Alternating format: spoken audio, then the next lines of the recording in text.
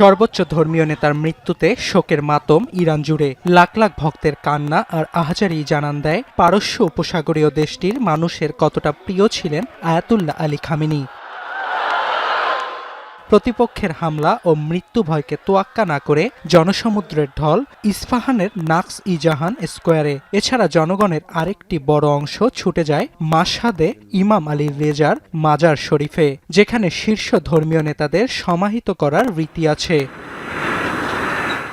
তবে শোককে শক্তিতে পরিণত করে ঘুরে দাঁড়াতে মরিয়া ইরান। এরই মধ্যে দেশটির অন্তর্বর্তী সর্বোচ্চ নেতা হিসেবে আলীরেজা আরাফির নাম ঘোষণা করা হয়েছে। খামেনির মৃত্যুর পর মুখ থুবড়ে পড়া ইরানের শাসন ব্যবস্থা সামলাতে গঠিত ৩ সদস্যের অস্থায়ী কাউন্সিলের আইনবিদের দায়িত্ব সামলাবেন তিনি। এছাড়া আইআরজিসির প্রধান হিসেবে নিয়োগ দেয়া হয়েছে আহমদ ভাইদিকে। আগামীর অগ্রগতির ভিত্তি আনোয়ার ইস্পাত, স্ট্রংগেস্ট স্টিল সিন্স 1978।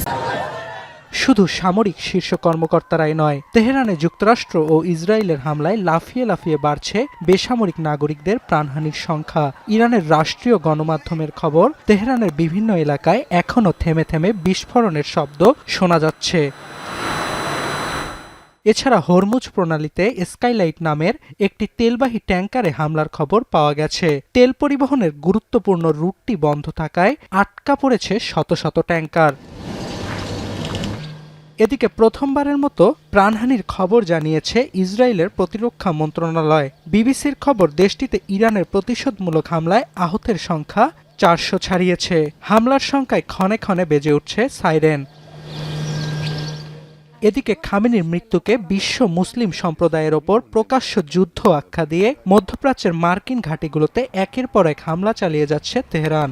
ইরানের হামলায় বাহরাইনে একটি হোটেল ক্ষতিগ্রস্ত হয়েছে। প্রাণহানির শঙ্কায় মানামার হোটেল ছাড়তে মার্কিন নাগরিকদের আহ্বান দূতাবাসের। এছাড়া বিস্ফোরণের খবর পাওয়া গেছে আমিরাত, কাতার, কুয়েত, সাইপ্রাস সহ বিভিন্ন দেশে।